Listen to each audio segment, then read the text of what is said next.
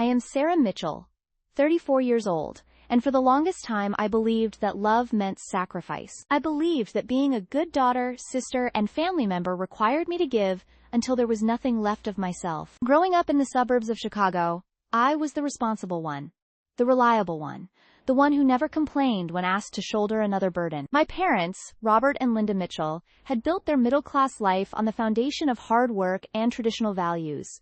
But somewhere along the way, those values had twisted into something that felt more like chains than guidance. My younger brother Marcus had always been the golden child. 3 years my junior, he possessed a natural charm that seemed to excuse every mistake, every poor decision, every financial mishap that came his way. While I spent my teenage years working part-time jobs to save for college, Marcus spent his allowance on video games and treating his friends to expensive meals. While I studied late into the night to maintain my GPA and secure scholarships, Marcus barely scraped by with C's and D's, yet somehow our parents always found a way to spin his mediocrity into potential. The pattern established itself early and only deepened over the years. When Marcus dropped out of college in his sophomore year, citing depression and anxiety, I was the one who drove the 6 hours from my graduate program to bring him home. When he couldn't find a job that suited his interests, I helped him create resumes and practice interview skills. When he racked up credit card debt trying to start various failed business ventures, I was the one who quietly paid it off to protect the family's credit rating. My parents never asked me to do these things explicitly. Instead, they employed a more subtle form of manipulation, one that I wouldn't recognize for years. They would sigh heavily when discussing Marcus's latest crisis, mentioning how worried they were about his future. They would praise my stability and success, calling me their rock, their blessing, the daughter who always came through. They made me feel essential, irreplaceable, and responsible for maintaining the family's equilibrium. After graduate school, I landed a solid position as a marketing manager at a mid-sized firm in downtown Chicago. I found a modest apartment in a safe neighborhood and began building what I thought was my independent adult life. But independence, I quickly learned, was an illusion when your family had other plans. The phone calls came weekly, sometimes daily. Marcus needed help with rent. Marcus needed someone to co-sign a loan. Marcus was struggling with his mental health and needed financial support for therapy. Marcus had met a girl and wanted to take her on an expensive vacation he couldn't afford. Each request came wrapped in layers of emotional manipulation that I was only beginning to understand. My mother would call,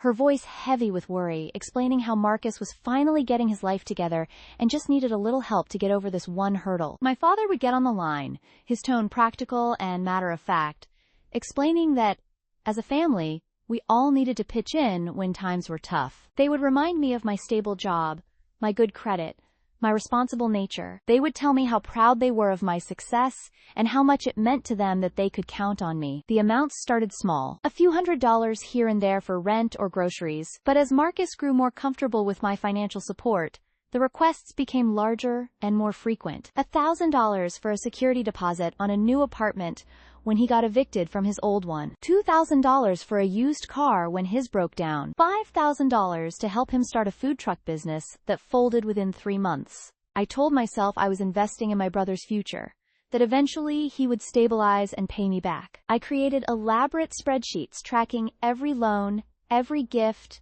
every instance of financial support. The numbers grew alarming quickly, but whenever I tried to discuss repayment with Marcus, he would become defensive and emotional. He would accuse me of putting money before family, of not understanding his struggles, of being selfish and cold-hearted. My parents would inevitably take his side in these conversations. They would remind me that family was more important than money, that I was blessed with success and should share it with those less fortunate. They would point out that Marcus was still young and finding his way, that everyone develops at their own pace, that I had always been ahead of the curve and shouldn't expect others to match my level of responsibility. The emotional manipulation was so skillfully executed that I often found myself apologizing for bringing up the money at all. I would feel guilty for tracking the loans, selfish for wanting repayment, and ashamed of my desire to keep my hard-earned money for my own goals and dreams. I began to doubt my own perceptions and judgments, wondering if I really was too focused on material things, too rigid in my expectations,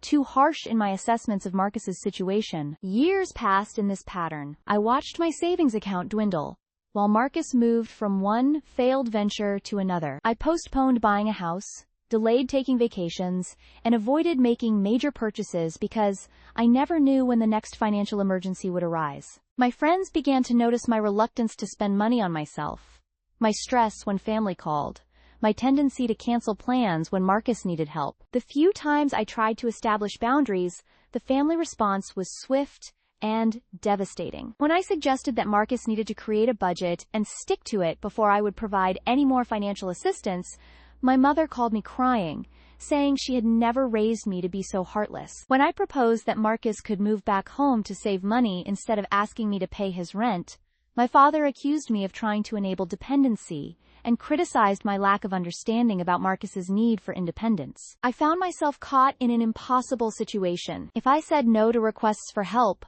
I was selfish and uncaring. If I said yes but tried to establish conditions or timelines for repayment, I was controlling and mistrustful. If I expressed frustration about the financial strain on my own life, I was ungrateful for my blessings and insensitive to those less fortunate. The psychological toll was immense. I began to question my own worth outside of what I could provide for others. I wondered if my family would still love me if I stopped being useful to them. I developed anxiety around money, constantly calculating and recalculating my finances to ensure I could handle the next crisis. I stopped making plans for my future because I never knew how much money I would actually have available for my own goals. My romantic relationships suffered as well. It's difficult to build a partnership with someone when a significant portion of your income disappears regularly into a black hole of family obligations. I found myself either hiding the extent of my financial support for Marcus, which felt dishonest, or explaining it,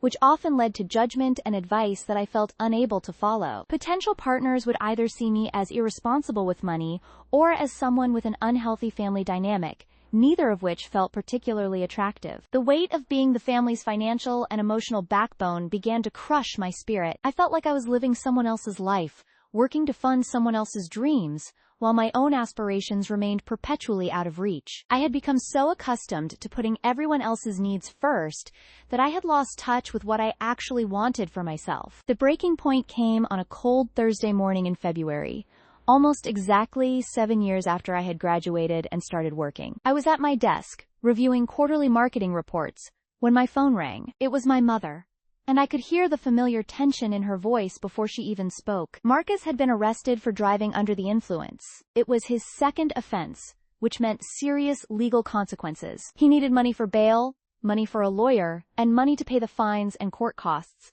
The total amount was staggering, nearly $15,000, which represented almost half of my remaining savings. But that wasn't the worst part. As my mother explained the situation, I learned that Marcus had been drinking because he was depressed about his latest girlfriend breaking up with him. The girlfriend had left him because she discovered he had been lying about having a job for the past 4 months. During those 4 months, while I thought I was helping him pay for necessities while he worked part-time at a local restaurant, he had actually been unemployed and using my money to maintain the illusion of employment. The lies, the deception, the complete disregard for the sacrifice I had been making all crashed down on me at once. I realized that Marcus wasn't struggling despite my help. He was failing to grow because of it. My financial support hadn't been helping him build a better life. It had been enabling him to avoid taking responsibility for his choices and their consequences. When I expressed my shock and hurt about the lies, my mother's response was the final straw that broke my willingness to continue this pattern. She told me that Marcus hadn't meant to deceive anyone, that he was embarrassed about losing his job and was trying to find a new one. She said that this was exactly the kind of crisis where family needed to come together, and that focusing on the details of how we had gotten to this point wasn't helpful. She reminded me that I was the stable one, the successful one, the one who could handle this kind of financial strain. In that moment, sitting in my office chair with the phone pressed to my ear, I felt something inside me snap. It wasn't anger, though anger was certainly part of it. It was more like a sudden, crystal-clear recognition of the truth that I had been avoiding for years. I was not helping my brother by continually rescuing him from the consequences of his choices. I was not being a good daughter by enabling my parents to avoid addressing their son's fundamental problems. I was not being loving or kind or family-oriented by sacrificing my own future to fund his continued irresponsibility. I took a deep breath and said the words that felt both terrifying and liberating. Mom, I'm not going to be able to help with this situation. Marcus needs to figure out how to handle the consequences of his choices without my financial assistance. The silence on the other end of the line stretched for what felt like hours but was probably only seconds. When my mother finally spoke, her voice was cold and incredulous. She couldn't believe I would abandon family in their time of greatest need. She reminded me of all the times the family had supported me, though I struggled to think of specific examples that didn't involve basic parental obligations. She accused me of being selfish, heartless, and obsessed with money. I listened to her words and felt their familiar power to make me doubt myself, to make me feel guilty and ashamed and wrong. But underneath that familiar response, I also felt something new. I felt the solid ground of my own judgment, my own assessment of the situation, my own understanding of what was healthy and right. I told my mother that I loved Marcus and wanted him to succeed, but that I had come to believe my financial support was actually preventing him from developing the skills and motivation he needed to build a sustainable life. I explained that I could no longer afford to fund his mistakes, both financially and emotionally. I said that I hoped they would find another way to help him, but that my involvement in his financial crises was ending. The conversation deteriorated quickly from there. My mother accused me of punishing Marcus for his mental health struggles, of being privileged and out of touch, of valuing money more than family bonds. She hung up on me after telling me that she had never been more disappointed in one of her children. The immediate aftermath was brutal. I sat in my office trying to process what had just happened, alternating between feeling empowered by my decision and terrified by its implications. I had never directly defied my family's expectations before, never refused a request for help, never put my own needs ahead of what they considered family obligations. The guilt was overwhelming. I imagined Marcus sitting in jail,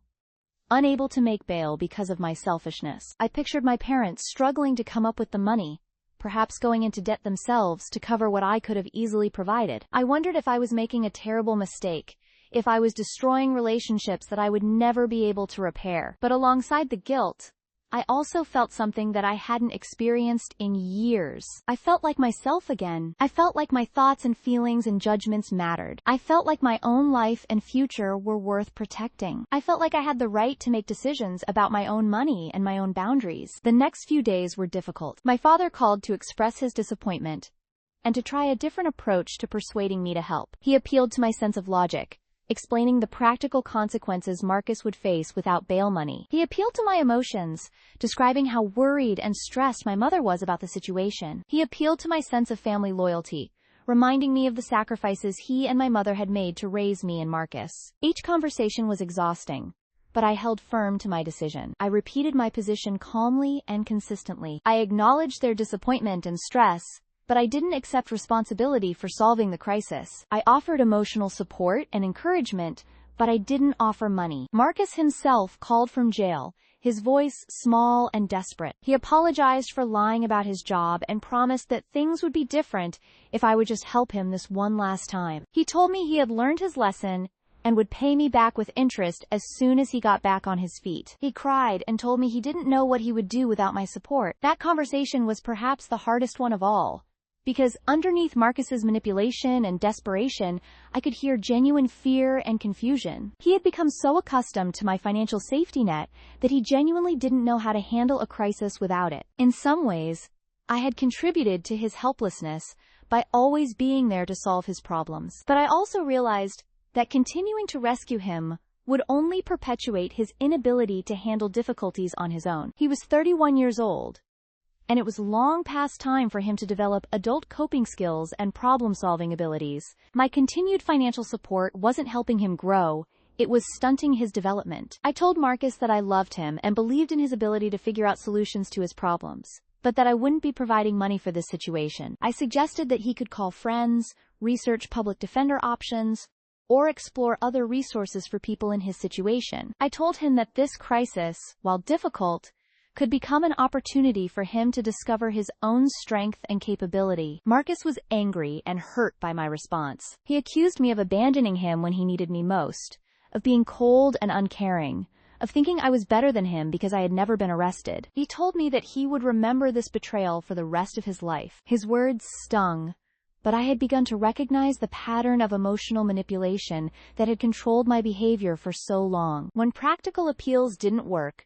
the focus shifted to guilt and shame. When guilt and shame didn't work, the focus shifted to anger and threats of permanent damage to the relationship. These tactics had been effective for years because I had been terrified of disappointing my family or damaging our relationships. But I was beginning to understand that relationships built on my willingness to sacrifice my own well-being weren't actually healthy relationships. If my family's love and acceptance was conditional on my financial support, then what I had thought was love was actually something much more transactional and manipulative. After those initial phone calls, my family implemented what I would later learn is called the silent treatment. For weeks, no one called or texted. No one responded to my attempts to reach out and check on Marcus's situation. No one invited me to family gatherings or updated me on family news. The message was clear. If I wasn't going to be useful, I wasn't going to be included. The silence was painful in ways I hadn't anticipated. I had been so focused on the financial drain and emotional manipulation that I hadn't fully considered how isolating it would feel to be cut off from my family entirely. I realized that despite the unhealthy dynamics, these relationships had provided structure and meaning to my life. Without the constant crisis management and financial emergencies, I felt unmoored and uncertain about how to spend my time and energy. I began to question my decision constantly. Maybe I had been too harsh, too rigid, too focused on money instead of family bonds. Maybe I could have helped with this one last crisis and then established boundaries going forward. Maybe I was destroying relationships over principles that weren't actually that important. But I also began to notice changes in my daily life that felt positive and freeing. I slept better at night, no longer lying awake, calculating how much money I had available for the next emergency. I could make plans for the weekend without worrying that they would be derailed by a family crisis.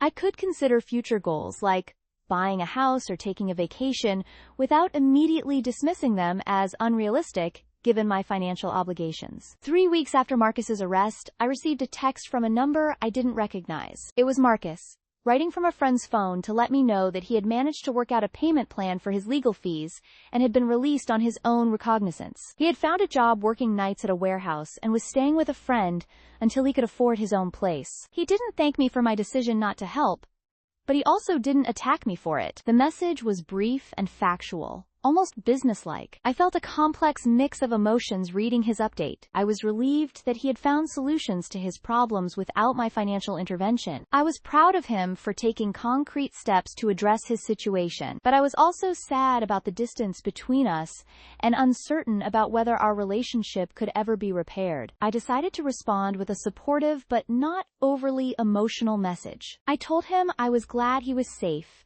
and making progress on resolving the legal issues. I said I was proud of him for finding work and taking responsibility for his situation. I didn't apologize for not helping, but I also didn't lecture him about the lessons he should learn from the experience. His response came a few hours later. It was longer than his first message and more personal. He admitted that the past few weeks had been the hardest of his life, but also that he had discovered capabilities he didn't know he had. He had reached out to old friends and been surprised by their willingness to help. He had researched resources for people with legal problems and learned about programs he had never known existed. He had swallowed his pride and taken a job that wasn't glamorous, but paid enough to meet his basic needs. He didn't explicitly thank me for forcing him to handle the crisis on his own, but he did acknowledge that he had been too dependent on my financial support, and that it had probably prevented him from developing important life skills. He said he wasn't sure what our relationship would look like going forward, but that he hoped we could figure out a healthier way to be siblings. Reading his message,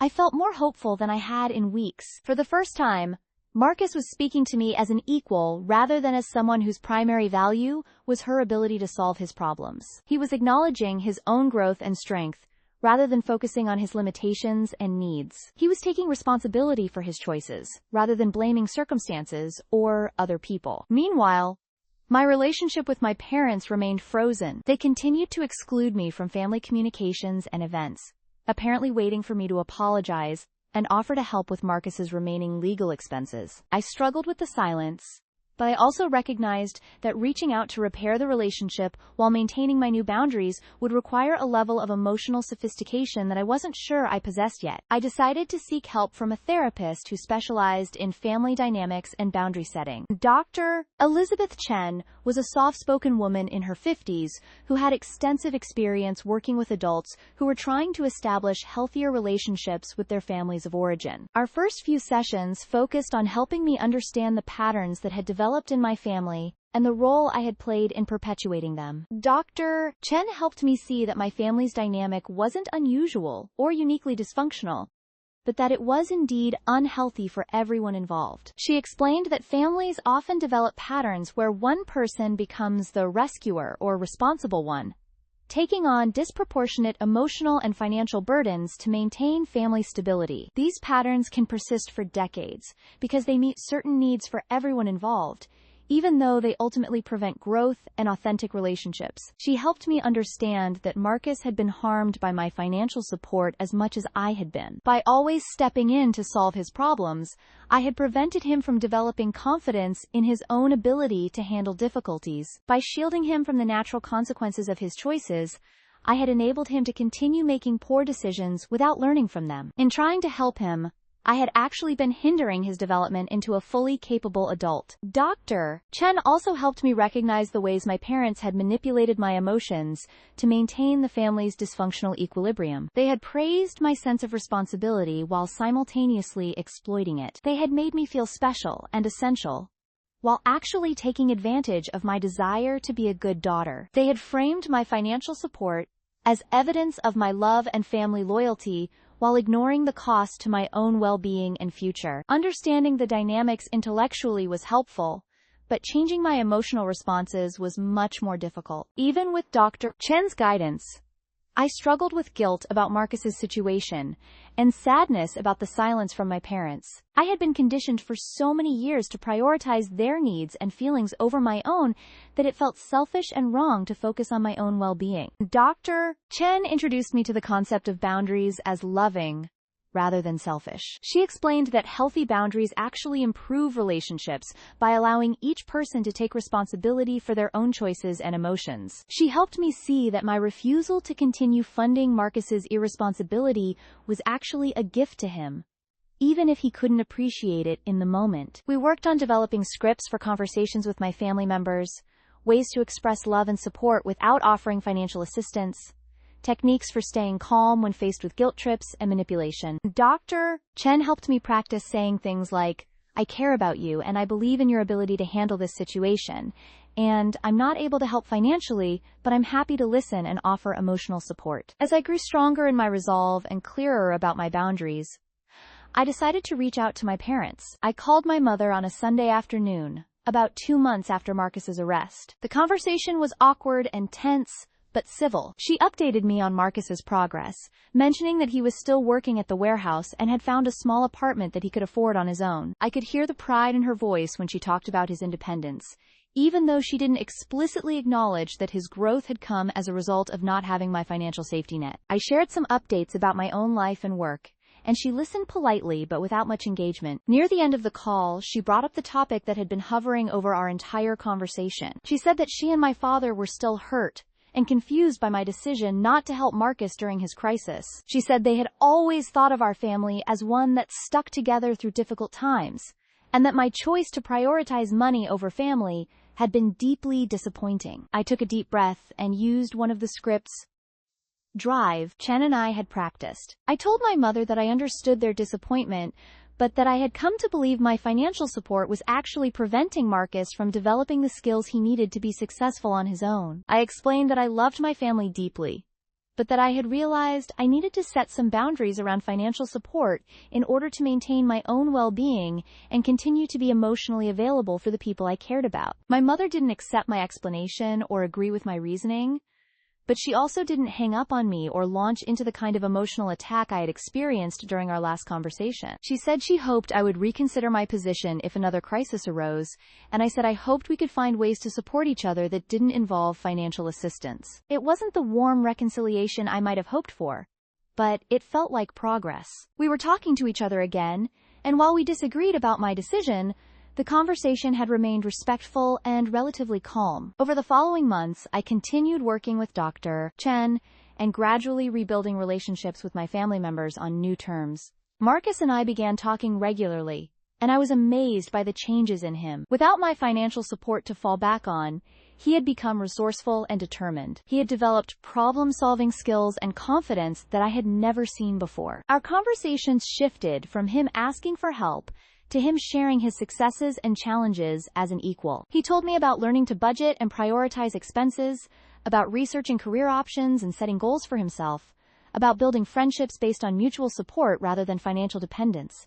He was proud of his independence and excited about his future in ways that I had never heard from him before. My relationship with my parents took longer to heal, and it remains somewhat distant compared to what it once was. They eventually accepted that I wouldn't be providing financial support for family emergencies, but they never fully understood or agreed with my reasoning. They seemed to view my boundaries as evidence of selfishness rather than self-care, and they occasionally made comments that suggested they were still hoping I would return to my old role as the family's financial safety net. But I also noticed positive changes in their relationship with Marcus. Without me to call when crises arose, they had been forced to develop their own strategies for supporting him without enabling his irresponsibility. They had learned to offer emotional support and practical advice without automatically reaching for their checkbooks. They had begun to see Marcus as an adult capable of solving his own problems rather than as a perpetual child who needed constant rescue. About a year after Marcus's arrest, he called me with news that felt like a complete validation of the difficult decision I had made. He had been promoted to a supervisory position at the warehouse and was earning enough money to move to a better apartment. He had also started taking community college classes in the evenings,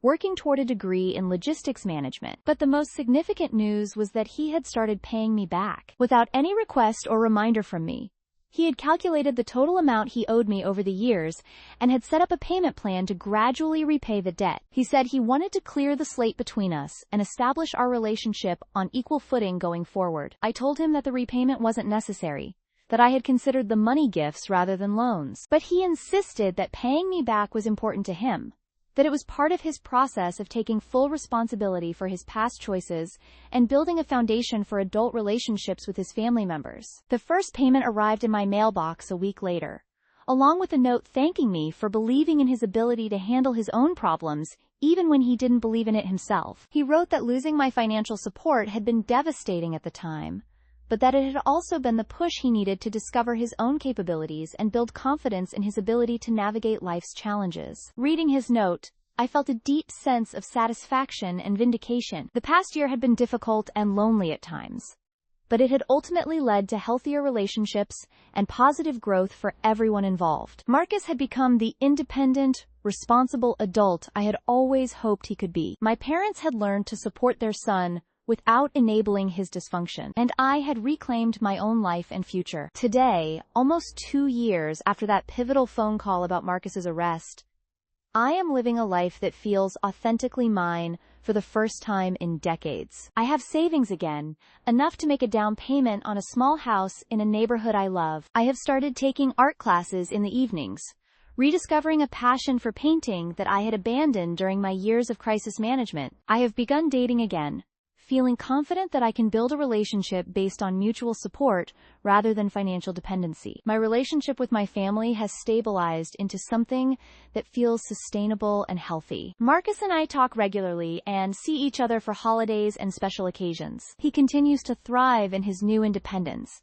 and our conversations are filled with mutual respect and genuine interest in each other's lives. He has finished his associate degree and is considering pursuing a bachelor's degree in business management. My relationship with my parents remains somewhat formal but cordial. They invite me to family gatherings and keep me informed about family news, but there's an underlying tension that probably won't fully resolve. They still occasionally make comments that suggest they view my boundaries as excessive or selfish, but they no longer openly challenge them or try to guilt me into changing my position. I have learned to accept that not everyone will understand or approve of the choices I made to protect my own well-being. I have learned that healthy relationships require two people who are both capable of taking care of themselves and choosing to care for each other, rather than one person sacrificing themselves to support someone else's dysfunction. Most importantly, I have learned that setting boundaries isn't cruel or selfish. even when it causes temporary pain or disappointment. Sometimes the most loving thing you can do for someone is to stop enabling their harmful patterns and trust them to find their own strength and solutions. The girl who once believed that love meant endless sacrifice has grown into a woman who understands that love actually means believing in each other's capability and worth. The daughter who once measured her value by how much she could give has become a person who knows she deserves to receive care and support as much as she provides it. The journey from doormat to empowered individual wasn't easy or quick, and it required letting go of relationships and patterns that had defined my identity for most of my adult life. But on the other side of that difficult transition, I found something I hadn't even known I was missing. A life that belongs entirely to me, built on choices that reflect my own values and dreams, rather than other people's expectations and needs. I wake up each morning knowing that the decisions I make about my time, money, and energy are mine to make. I go to sleep each night without the anxiety that used to plague me about upcoming family crises or financial emergencies. I have discovered who I am when I'm not constantly reacting to other people's problems. And I like the person I've found. The weight of everyone else's expectations has been lifted from my shoulders. And in its place I carry something much lighter and more precious: the responsibility for my own happiness and the freedom to create the life I actually want to live.